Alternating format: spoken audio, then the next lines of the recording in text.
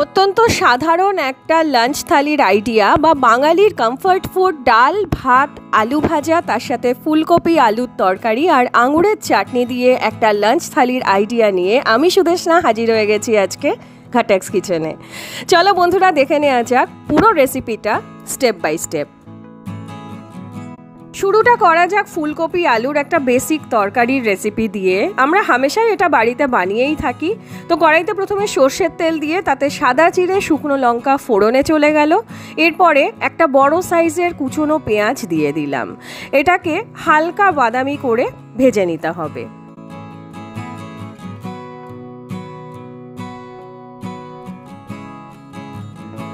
হালকা বাদামি রং হলে এতে দিয়ে দেব একটা রাফলি চপড টমেটোটা খুব বেশি ছোট ছোট করে কাটিনি, এমনি এটা গলে যাবে কড়াইতে পড়ার পরে। সামান্য একটু নুন দিয়ে দিলাম আর তারপরেই দিয়ে দিচ্ছি একটা বড় সাইজের ছোট ছোট করে কেটে রাখা আলু আর একটা গোটা মাঝারি সাইজের ফুলকপি। ফুলকপি পরিষ্কারের একটা ছোট্ট টিপস দেই, ফুলকপি কেটে কিন্তু একটু নুন জলে যদি ভিজিয়ে রাখা যায় তাহলে ভেতরের যে সবুজ সবুজ পোকাগুলো অনেক সময় সেটা ভেসে ওঠে। এটা ছিল একটা টিপস। তো এবার অ্যাড করে দিলাম 1 চামচ উঁচু আদা রসুনের পেস্ট। তোমরা হয়তো লক্ষ্য করেছো আমি পেঁয়াজ ভাজার সময় কিন্তু আদা রসুনের পেস্ট দেইনি, আমি কিন্তু যখন রান্না করি এইভাবেই করি। আর এই সময় কষতে কষতে কিছু মশলা যাবে, তাতে গেল 1 চামচ লাল লঙ্কা গুঁড়ো, 1 চামচ হলুদ গুঁড়ো, 1 চামচ জিরে গুঁড়ো, 1 চামচ ধনে গুঁড়ো আর স্বাদ মতন লবণ। ভালো মতন পুরো মশলাটাকে দিয়ে ফুলকপি আর আলুর সঙ্গে মিশিয়ে নেব।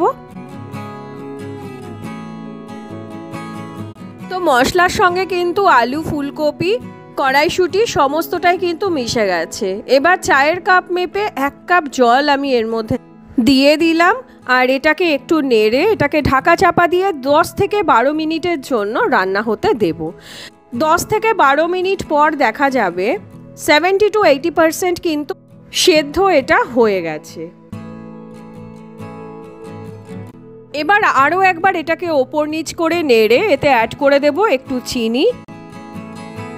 ভালো মতন আবারও কিন্তু সব কিছুকে একসাথে মিশিয়ে নেব আর তারপরে আবার ঢাকা চাপা দিয়ে লো হিটে এটাকে রান্না করে নেব 7 থেকে 8 মিনিটের জন্য। আর তারপরে এটাকে দেখব পুরোপুরি এটা কিন্তু সেদ্ধ হয়ে গেছে এবং এর ভেতরকার যে জলটা ছিল সেটাও কিন্তু সম্পূর্ণটাই সবজি টেনে নিয়েছে। এবার হাই হিটে এটাকে 3-4 মিনিট নেড়ে নেব আর ছড়িয়ে দেব ওপর থেকে কুচনো ধনেপাতা। আর এর সঙ্গেই আমাদের কিন্তু ফুলকপি আলুর তরকারি একেবারে রেডি। বেসিক একটা তরকারি, নর্মালি আমরা ঘরে এরকমভাবেই বানিয়ে থাকি। চাইলে কিন্তু ওপর থেকে তোমরা একটু গরম মশলা আর 1 চামচ ঘিও দিতে পারো আলাদা একটা টেস্ট অ্যাড করার জন্য। তো যাই হোক, আমি নামিয়ে নিচ্ছি ফুলকপি আলুর তরকারিটাকে একটা সার্ভিং বলে। আর আমাদের সাদা মাঠা লাঞ্চ থালির প্রথম রান্নাটা কিন্তু রেডি হয়ে গেল। তো ফুলকপি আলুর তরকারির সাথে সাথেই এবার চলো দেখে নেওয়া যাক আঙুরের চাটনির এই সিম্পল রেসিপিটা। প্রথমে বানিয়ে নেব একটা মশলা, 1/2 চামচ মতন 5 ফোড়ন, 2টো এলাচ, 3টে লবঙ্গ, 1টা দারচিনি আর 2টো শুকনো লঙ্কা শুকনো খোলায় কিছুক্ষণের জন্য টেলে নেব। এবার এটাকে একটু আঁত ফেঁসা করে ভেঙে নেব। এটাই কিন্তু আমাদের আঙুরের চাটনির মশলা। চাটনিটা বানানোর জন্য প্রথমে কড়াইতে দিয়ে দিলাম 1 বাটি পরিমাণ চিনি, মেজারিং কাপের 1 কাপ। তার সাথে যাচ্ছে চায়ের কাপ মেপে 2 কাপ পরিমাণ জল। চিনি আর জল দুটো মিশে যেতে হবে। তার মধ্যে অ্যাড করে দেব 1 চামচ পরিমাণ লাল লঙ্কার গুঁড়ো। এই লঙ্কার গুঁড়োটা দিলে এই আঙুরের চাটনিটা একটু ঝালঝাল মিষ্টি মিষ্টি খেতে হয়, ভীষণ টেস্টি লাগে। অ্যাড করে দিলাম 2 কাপ পরিমাণ আঙুর আর তার সাথে বেশ কিছুটা কাজু, কিছুটা কিশমিশ। আঙুরগুলো কিন্তু মাঝখান থেকে আমি 2 টুকরো করে নিয়েছিলাম। দিয়ে দিচ্ছি সামান্য একটু নুন আর এটাকে হাই ফ্লেমে বেশ কিছুক্ষণের জন্য ফুটতে দেব, যতক্ষণ পর্যন্ত চিনির যে শিরাটা সেটা যতক্ষণ পর্যন্ত একটু ঘন না হয়ে আসছে ততক্ষণ পর্যন্ত এটাকে ফুটতে দিতে হবে। আর এই পর্যায়ে অ্যাড করে দিতে হবে একটা গোটা পাতিলেবুর রস। পাতিলেবুর রসটা দিলে এটার টেস্ট তো ভালো হবেই, তার সাথেই চিনির শিরাটা কিন্তু কোনো মতেই জমে যাবে না।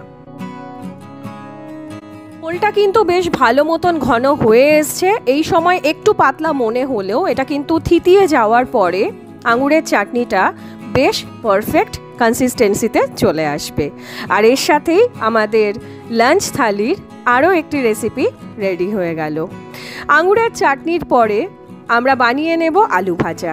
আলু ভাজা আলাদা করে বলার কিছুই থাকে না, শুধু আমি এটাকে বেশ কয়েক রকমভাবে ভাজি। তো আজকে আমি এই আলু ভাজাটা বানাবো শুকনো লঙ্কা সাদা জিরে ফোড়ন দিয়ে। আলুটাকে কুচি করে নিয়েছি, এখানে 4টে আলু আছে। এই আলুটাকেই তেলের মধ্যে ছেড়ে দিলাম। সাদা জিরে শুকনো লঙ্কা দিলে একটা আলাদা টেস্ট আসে আলু ভাজাতে। সামান্য একটু হলুদ আর সামান্য একটু নুন দিয়ে বেশ ভালো মতন এটাকে মিশিয়ে নিয়ে ঢাকা চাপা দিয়ে কিছুক্ষণের জন্য রান্না করে নেব। মোটামুটি 10 মিনিট পরে এটার ঢাকনাটা উঠিয়ে আরও একবার আলুগুলোকে কিন্তু এপিট ওপিট করে আমরা নেড়ে আবার ঢাকা চাপা দিয়ে রান্না করে নেব মোটামুটি 7-8 মিনিটের জন্য। তো আরও 7-8 মিনিট পরে আমরা এটাকে আরও একবার নেড়ে নেব। আর এখন কিন্তু আলু ভাজাটা প্রায় রেডি হয়ে গেছে। এবার হাই হিটে এটাকে একটু লালচে করে নেব গা থেকে। আর ব্যাস, এর সাথেই আমাদের জিরে শুকনো লঙ্কা দিয়ে আলু ভাজা একেবারে রেডি। এটা কোনো মুচমুচে আলু ভাজা নয়, সাধারণ যে আলু ভাজাটা আমরা ডালের পাতে খাই সেটাই। তো এবার দেখে নেওয়া যাক অড়হর ডালের খুব সহজ একটা রেসিপি, কোনো খাটনিবিহীন কুকারের অড়হর ডাল। তো প্রেশার কুকারে বেশ কিছুটা সর্ষের তেল দিয়ে দিলাম, আর তাতে দিয়ে দিলাম 2টো শুকনো লঙ্কা, আর এর সাথেই বেশ কিছুটা সাদা জিরে ফোড়ন। অড়হর ডালটাকে আমি কিন্তু আগে থেকে একটু ধুয়ে রেখে দিয়েছি, ভিজিয়ে রাখিনি, শুধু ধুয়ে রেখেছি। এর সাথে দিয়ে দিলাম একটা গোটা বড় সাইজের কুচনো পেঁয়াজ। এটাকে একটু ব্রাউন করে ভেজে নেব। অনবরত নেড়ে আমরা পেঁয়াজটাকে ব্রাউন করে নিয়েছি। এবার এতে অ্যাড করে দেব আগে থেকে ধুয়ে রাখা অড়হর ডালটা।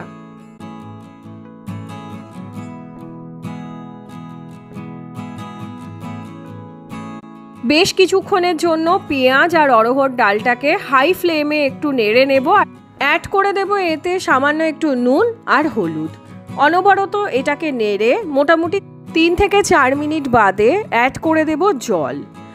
1 থেকে 1.5 কাপ মতন জল এতে আমি দিয়ে দিচ্ছি। আর ব্যাস, এরপরে লিড লাগিয়ে 2টো সিটি ওঠা অবধি অপেক্ষা করব।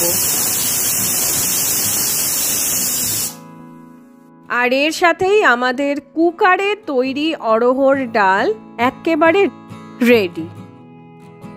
ওপর থেকে কিছুটা ধনেপাতা ছড়িয়ে দিলাম। তো লাঞ্চ থালির শেষ আইটেমটাও কিন্তু আমাদের রেডি হয়ে গেল। তো এবার আমাদের এই কমফর্ট মিলটাকে সাজিয়ে নেওয়ার পালা। আশা করি আজকের এই লাঞ্চ থালির আইডিয়াটা তোমাদের পছন্দ হলো। দেখা হচ্ছে নেক্সট রেসিপি নিয়ে। টিল দেন ভালো থেকো, বাই বাই।